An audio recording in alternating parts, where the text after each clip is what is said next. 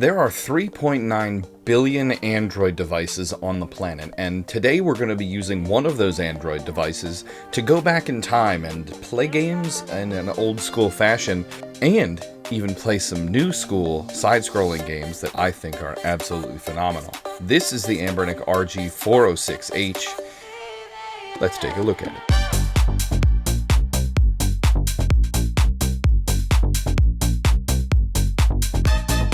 Remember, we'll be giving away a Trim UI brick at the end of January. To win, be subscribed to this channel and also the LIT NXT sponsored giveaway channel down below. Now back to those Android games. So there's a ton of Android devices out there, and there are a ton of gaming Android handhelds. So let's dive into the Anbernic 406H's hardware and see if this is going to fit your gaming needs to your Android needs.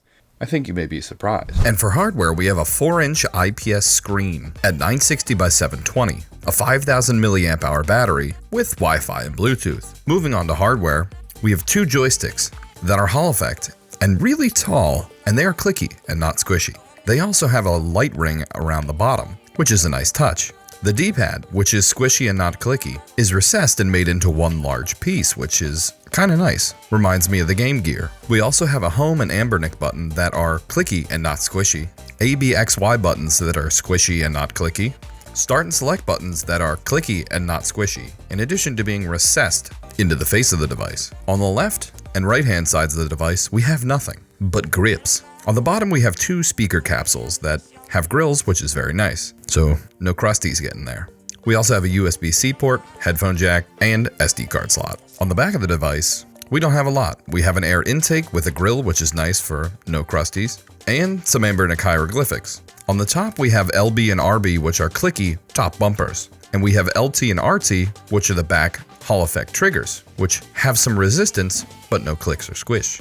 We also have an exhaust port, LED indicator for power, volume rocker, which is clicky and not squishy, and a power button that is very clicky and not squishy. So I think Anbernic makes a lot of these devices, and I think they have put together a decent package for this 406H, and they also made a 406V. And now they've used pretty much the same screen and same joysticks and buttons and all that kind of stuff in both of these devices. So coming back to the whole, you got to know what you're getting into and what you're getting it for to pick the right tool for the job. So for hardware wise, I think they've done really well. And I think using Android on this with the stick layouts and button layouts does a very good job. But overall, Android is an operating system based for phones. So what have they done here to make it more useful for emulation software? That's where this comes in. Let's take a look at the software and see why.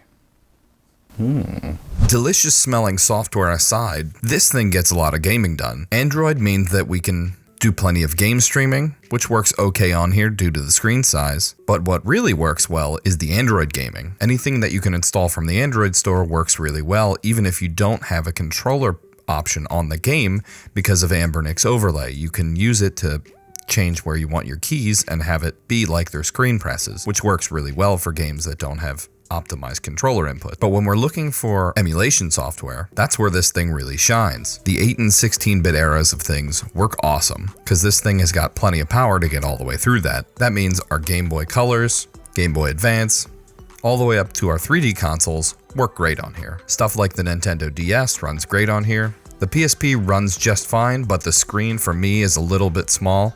But the N64 runs well on here and scales pretty well. The GameCube runs great on here and also scales very well. So if this is something you're looking for, a portable GameCube, this thing does a pretty good job of that. Moving up even farther though, we can also get PlayStation 2 to run on here, which it runs a lot of the heavy hitting titles, but at a pretty low cost. I think this device does really well in emulation and in power. And a thank you to LITNXT.com for sending this over. If you're interested in picking this thing up, you can grab it from the link in the description below. So I think Anbernic's actually done a fantastic job of, tightening up all of their little weird software quirks over the years. Now they've got the Android launcher, and it really does just work. It is very easy to recommend the stock OS on this thing, because you click the one button, it turns on, it has a key mapper, it's got everything you need to get retro emulation working on this thing. So the overall software package on this thing, I think, is great. Now, there are a ton of other options in this space and around this price point, but luckily Anbernic comes in at the low end of price points, but it's because they use the materials that they do and they stick to the things that they know. So let me show you a few other options if you have more cash to spend, or if the sale goes on, then it might be worth picking up instead. One of those I'd like to recommend is the Anbernic RG 556. It's got a bigger OLED screen for just a little bit more money. And it's the same idea with Android gaming at around the same power level for emulation. And if you're looking for this exact form factor, but in a vertical handheld, well, the Anbernic RG 406V is what I'd recommend for that. That's more D-pad focused, but with basically the same hardware. And if you're looking to go a little more premium, the iNode Mini is a great handheld in this form factor, but with a 16:9 screen. That is awesome. It's super bright. Or the Retroid Pocket 5. And the Retroid Pocket 5 has two different options. You can go for a smaller version, the Retroid Pocket Mini, or the Retroid Pocket 5 here. Both have around the same internals, and both have pretty great OLED screens. They're an interesting proposition as well. So what do I think of the 406H? Well, I think this is a very well put together device. Now, the one thing I did notice as I was playing it is the joysticks are very, not loose, but they're very fluid. They feel very good, and they feel different than other joysticks that I've seen. And I think it's because they have a longer motion of travel than other joysticks. I couldn't really put my finger on it why they felt different, because the tops look like normal Switch joysticks, but they're just a hair taller than I think normal joysticks are. They do stick out from the device quite a bit, so that might be it. Other than that, that's really the only thing I noticed that was weird about it. And not weird in a bad way. I kind of like them. So I think this whole package, hardware and software, is well worth the money they're asking for in an Android gaming device. It could do a lot more. I wouldn't recommend buying this for a streaming handheld, because that aspect ratio really isn't for streaming. You want something that's 16:9 for streaming, because you're going to be streaming more fancier games than the hardware can play. So I think it's a decent pickup if you got the cash for it. If you got cash for more, here are a few other videos that I was talking about earlier that you might want to look at instead, because Android gaming is absolutely huge now. If you're looking for streaming, you can go for a device like this, or if you're looking for more emulation, you can go for something like this. The Odins are great.